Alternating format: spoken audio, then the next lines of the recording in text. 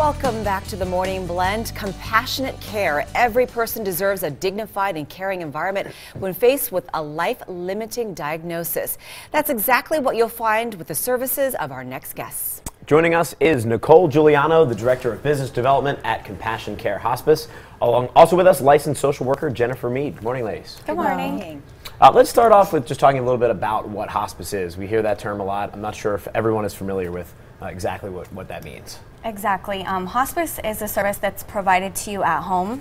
A huge misconception is people believe that hospice is a place that you go to pass away, and that's not true at all. It's a service that comes to you in your home where we focus on pretty much comfort measures and giving people the best quality of life that we can given their medical diagnosis. So anywhere that you live, it could be, of course, a private residence, an apartment, assisted living, a nursing home. That's where we come to you to provide our care. Other organizations have what's called inpatient units or hospice houses. And again, to clarify, that's not somewhere that you can live long term. It's really for short-term symptom management. So it's not somewhere that you can live. Is there a certain criteria required to be able to get hospice care? There is. You do have to be diagnosed with a life-limiting illness from a physician. It's really just that simple. If you have a primary care doctor, you can go to them and request that eval. If you don't, we have medical directors on staff that can write that evaluation for you. Okay, traditionally, who pays for hospice? Actually, hospice is covered 100% by insurance.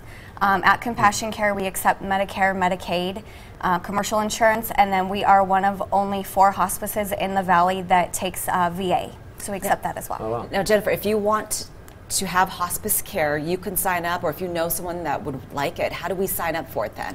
Well, anyone can make a referral to a hospice company. It doesn't have to start with a physician. Basically, in fact, a lot of times we have our group homes, assisted livings, nursing homes, and even just family members that have a loved one that may be sick.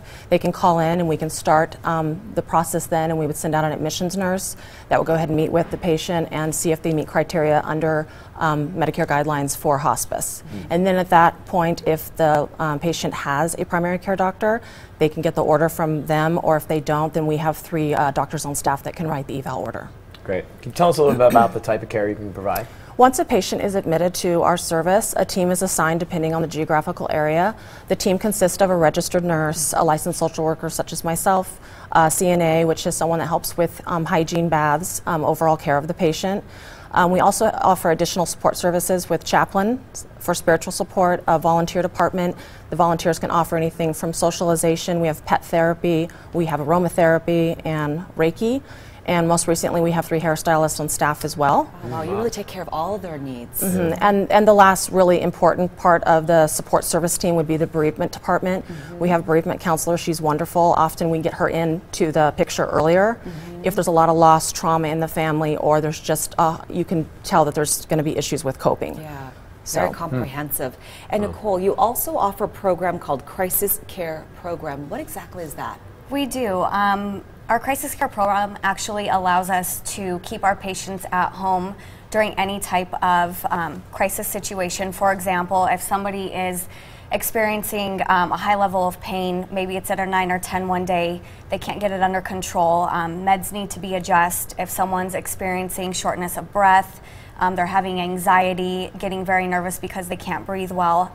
We have a team of nurses that can go out to the home and stay with our patients for a minimum of 24 hours or longer.